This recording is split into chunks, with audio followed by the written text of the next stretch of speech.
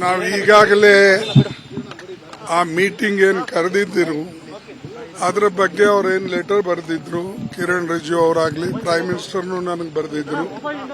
ನಾನು ಈಗಾಗಲೇ ಅದಕ್ಕೆ ಉತ್ತರ ಕೊಟ್ಟಿದ್ದೇನೆ ಮತ್ತು ಎಲ್ಲ ಪಕ್ಷದವರಿಗೆ ಕರೆದು ಅವರು ಮಾತಾಡಿಸಿದ್ರೆ ನಾವು ಅದರಲ್ಲಿ ಭಾಗಿಯಾಗಿ ಸಲಹೆಗಳು ಕೊಡಬಹುದು. ಆದರೆ ಅವರೆಲ್ಲ ಪಕ್ಷದವರಿಗೆ ಕರೆಸಕ್ಕೆ ಒಟ್ಟಿಗೆ ತಯಾರಿಲ್ಲ. ಅದಕ್ಕಾಗಿ ನಾವು ಪುನಃ ಈಗ 15ನೇ ತಾರೀಕು ಆಲ್ ಪಾರ್ಟಿ ಮೀಟಿಂಗು ಸೇರ್ತಾ ಇದ್ದೇವೆ.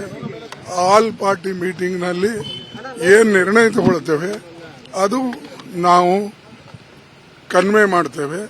ಅದು ಅಲ್ಲದೆ ನಾವು ಯಾರೂ ಕೂಡ ನಾರಿ ಶಕ್ತಿ ಅಥವಾ ವುಮನ್ ರಿಸರ್ವೇಷನ್ಗೆ ವಿರೋಧಿಗಳ ಅಲ್ಲ.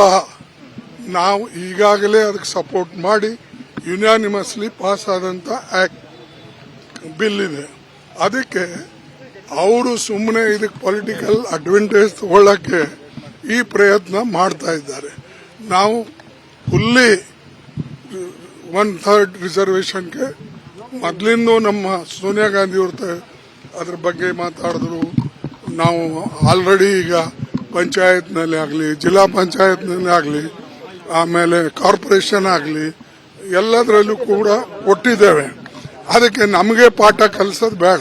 ಬಟ್ ನಾವು ಹೇಳೋದೇನೆಂದ್ರೆ, ಒಂದು ತೀರ್ಮಾನ ದೇಶದ ಬಗ್ಗೆ ಮಾಡುವಾಗ ಅದರದ್ದು ಲಾರ್ಜರ್ ಇಂಪ್ಲಿಕೇಶನ್ ಇರ್ತದೆ. ನಾವೀಗ ಆಲ್ರೆಡಿ ಪಾಸ್ ಮಾಡಿದ್ದೇವೆ. ಅದಕ್ಕೆ ಎಲ್ಲರಿಗೆ ಕರೆಸಿ ಯಾವ ರೀತಿಯಾಗಿ ಅದನ್ನು ಅನುಷ್ಠಾನಕ್ಕೆ ತರಬೇಕು ಅಂತಕ್ಕಂಥದ್ದನ್ನ ನಾವು ನೋಡಬೇಕು. ಅದಕ್ಕಾಗಿ ನೋಡೋಣ. ನಾವು 15ನೇ ತಾರೀಕು ಆಲ್ ಪಾರ್ಟಿ ಮೀಟಿಂಗು ಕರೆಸಿದ್ದೇನೆ. ನಾವೆಲ್ಲರೂ ಕುಂತು ಮಾತಾಡ್ತೀವಿ. ನಾವು ಈಗಾಗಲೇ ಆ ಮೀಟಿಂಗ್ ಏನು ಕರೆದಿದ್ದರು ಅದರ ಬಗ್ಗೆ ಅವ್ರೇನು ಲೆಟರ್ ಬರೆದಿದ್ರು, ಕಿರಣ್ ರಿಜಿಜು ಅವರಾಗ್ಲಿ ಪ್ರೈಮ್ ಮಿನಿಸ್ಟರ್ನು ನನಗೆ ಬರೆದಿದ್ರು. ನಾನು ಈಗಾಗಲೇ ಅದಕ್ಕೆ ಉತ್ತರ ಕೊಟ್ಟಿದ್ದೇನೆ ಮತ್ತು ಎಲ್ಲ ಪಕ್ಷದವರಿಗೆ ಕರೆದು ಅವರು ಮಾತಾಡಿಸಿದ್ರೆ ನಾವು ಅದರಲ್ಲಿ ಭಾಗಿಯಾಗಿ ಸಲಹೆಗಳು ಕೊಡಬಹುದು.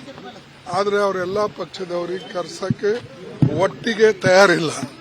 ಅದಕ್ಕಾಗಿ ನಾವು ಪುನಃ ಈಗ 15ನೇ ತಾರೀಕು ಆಲ್ ಪಾರ್ಟಿ ಮೀಟಿಂಗು ಸೇರ್ತಾ ಇದ್ದೇವೆ.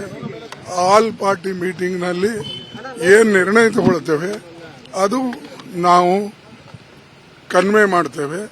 ಅದು ಅಲ್ಲದೆ ನಾವು ಯಾರೂ ಕೂಡ ನಾರಿ ಶಕ್ತಿ ಅಥವಾ ವುಮನ್ ರಿಸರ್ವೇಷನ್ಗೆ ವಿರೋಧಿಗಳ ಅಲ್ಲ.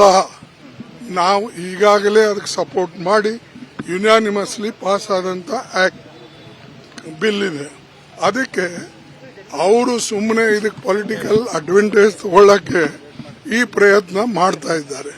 ನಾವು ಫುಲ್ಲಿ 1/3 ರಿಸರ್ವೇಷನ್ಗೆ ಮೊದಲಿಂದ ನಮ್ಮ ಸೋನಿಯಾ ಗಾಂಧಿ ಅವ್ರ ಅದ್ರ ಬಗ್ಗೆ ಮಾತಾಡಿದ್ರು. ನಾವು ಆಲ್ರೆಡಿ ಈಗ ಪಂಚಾಯತ್ನಲ್ಲಿ ಆಗಲಿ, ಜಿಲ್ಲಾ ಪಂಚಾಯತ್ನಲ್ಲಿ ಆಗಲಿ, ಆಮೇಲೆ ಕಾರ್ಪೊರೇಷನ್ ಆಗಲಿ ಎಲ್ಲದರಲ್ಲೂ ಕೂಡ ಕೊಟ್ಟಿದ್ದೇವೆ. ಅದಕ್ಕೆ ನಮಗೆ ಪಾಠ ಕಲಿಸೋದು ಬೇಡ.